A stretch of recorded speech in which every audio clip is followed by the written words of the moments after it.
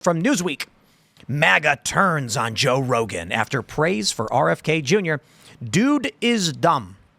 Well, there you go. They say some of Joe Rogan's fans are not happy he spoke glowingly of independent presidential candidate Robert F. Kennedy while comparing him to other politicians. I'd like to pause right there and say the dudes who are calling him stupid and saying they don't watch his show, I wouldn't call fans. However, there are some, fine.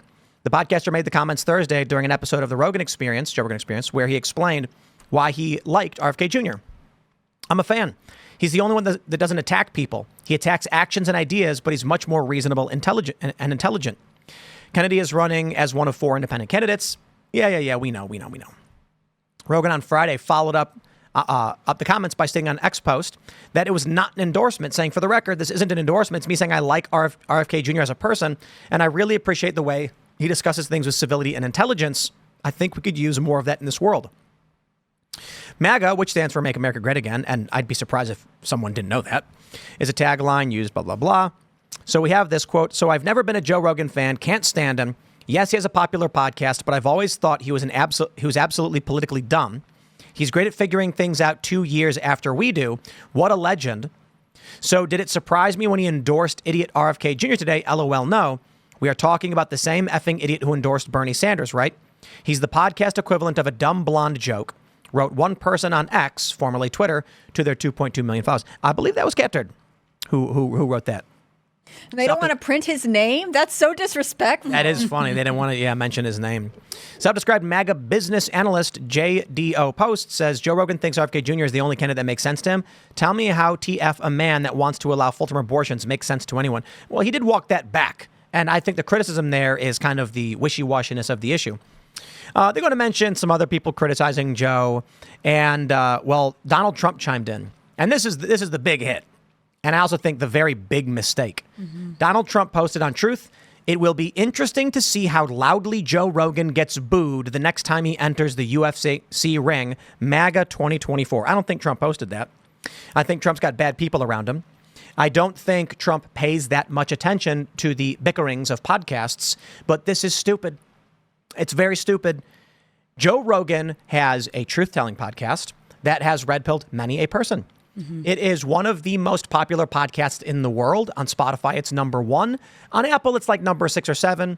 I think for a variety of reasons, it's not the biggest in the world anymore. It may still be. But metrics are really hard to track. But he's dropped ranks. He used to be number 1 on iTunes all the time. Now he's like 6 or 7. Certainly one of the biggest. And he's reaching regular people. I can tell you personally that I have many friends who are lefty liberals waving pride flags, and they listen to Joe Rogan every day. Same. And so when Joe Rogan says Fauci is bad, when he says Kamala doesn't even make sense because she has no campaign positions, when he says Joe Biden's brain doesn't work, this is one of the ways, if not the only way, some of these people will get exposed to any real truth and maybe ask themselves a question. So why would you then attack Joe Rogan for saying something nice about RFK Jr.? It's weird that they just chose now to get mad, because if you've listened to anything else he said about Trump, he said, I think publicly, I'm not having him on my show. And he's also been very favorable to RFK in the past. I think they're scared. Well, that's probably the difference now. Yeah. Caturd's pretty scared over there. And the thing is, if Rogan came out in support of Donald Trump today, let's say, and made that public, Catturd would have been all over that, saying all of we these love people. him. And now, and look at the tweets we saw on social media. I've never been a fan of Joe Rogan, says Mr. Catturd.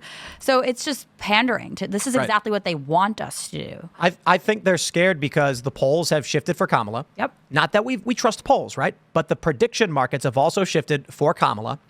The Trump campaign's calling it a honeymoon phase. Donald Trump does a press conference. They are taking this stuff very seriously. So when Kyle Rittenhouse comes out to, what does he have, like 2 million followers, I guess? Something like that, yeah. What is he? He gets a struggle session. And this is really what gets me involved. I'm like, dude, we talked about Kyle Rittenhouse when they struggle sessioned him. And I'm like, don't do that. It's stupid. Right. Kyle Rittenhouse has got never Trumpers around him. You need to be his friend and pull him away from the crackpots who are whispering lies into his ears that Trump is bad on 2A. Trump's not perfect on 2A, but he's the best on 2A relative to what we got. And RFK Jr. is not going to win. And RFK Jr. is probably a gun grabber. He's probably going to be for some restrictions. Yeah, I thought he was famously weak on 2A. I think there are a couple things that conservatives will point out and be like, oh, he does these things right, but there are a lot of things that he does incorrectly. I mean, abortion is one of the issues that, especially Christian conservatives don't like him on. But with the Joe Rogan podcast, you mentioned a liberal friend who listened to it. I actually was introduced to it by someone who is not political at all. And that's what I think one of the biggest flaws in attacking Joe Rogan is. There are people who just consume media who are not that interested in politics, who are living life totally fine, but who will ultimately probably turn up at the polls this fall. And if you're starting to jump down the throat of everyone at all times, you're either going to disincentivize them to partake, or you're going to drive them into the arms of whoever they think is less annoying. You're going to alienate anyone that's maybe on the fence right now. And the entire sentiment that they were attacking Joe Rogan for saying about, how RFK Jr. is maybe open-minded, he attacks ideas and opinions, but not people, that entire sentiment was just echoed by these extremists on both sides. And we need to focus on the vision, on the ideas, on the plan, and that's the only way we'll win. Here's a question for everybody, and you can answer. And the people in the chat, if you're listening in a live answer, and you can super chat. Do you think that if people knew the 100% truth, they would vote for Donald Trump?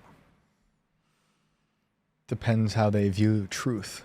No. I mean, like, no question, no nonsense truth. Like, quite literally, they're like, the Burisma thing's real. Do you think if the average person was exposed to the literal truth of things, Joe Biden's Burisma deals, Hunter Biden's deals, Hunter Biden foreign dealings, the Hunter Biden laptop, do you think they would vote for Donald Trump? I think their hate of Trump trumps the truth for them. I am not saying, I am saying quite literally if they knew the truth. Yeah. I'm not saying if they're rejecting to listen to it. I'm saying if a person sat down and went, I didn't know that was true. Wow. Yeah. Would they vote for Trump? I don't think so. You don't think Some people, I think there's some people who hate Trump. Is there a so percentage much. of people who, had they learned the truth, they'd vote for Trump? I think there's a percentage of people, but I think there's still a large majority of Americans that they don't even want to hear the facts. There are a lot of females in this country right now that are voting for Kamala Harris because of the whole women card. I just did this Men on the Street interview over in Arizona. A handful of these women I interviewed had no idea where Kamala Harris stands on sports, putting men in women's sports. Their answer to me was, I didn't know that. But they don't want to know. They don't actually want to be educated. If the answer is no, then just go home. Don't bother campaigning. There's no convincing these people. It's over. Trump's going to lose, or that's it, right? I mean, that's what the Catturds want. Well, the answer is actually, most people are saying yes. Maybe I should actually put a poll up. The answer is yes.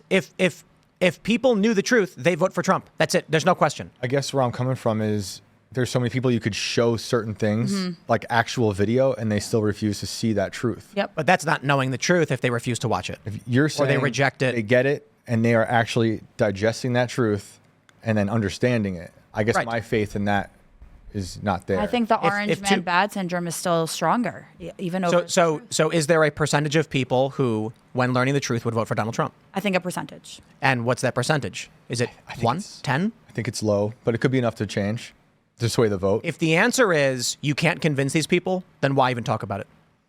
To mobilize people who are feeling nihilistic about voting at all, who are leaning conservative. So you're saying that there are people who know the truth already but don't want to vote? I think the point is to target the low propensity voters, the low propensity voters in this country. I think probably 60% of people have no idea what's going on in the world. And if you go to the average suburb and you ask them about trans issues or foreign policy, they're going to say, huh? Right. Like the men on the street I was just talking about. Right. But how shocking is that? What news are you possibly consuming? Are you consuming no news at all? None. So I think we still stay in this fight. I mean, there's no point of going home now, but I think that you'd likely see if you took every person in this country every person of voting age, and they were lined up and blink in their mind, they knew the actual truth. There's no question of watching a video or reading. No, they just knew what actually happened. Then you'd end up with like 65, 70% voting for Trump. It'd be massive. There's a lot of people who are evil. There are a lot of people who believe in a system where the powerful should control the weaker. Democrats represent this very well. They lie to their constituents. They treat them like morons. And so I think you'd get a massive shift.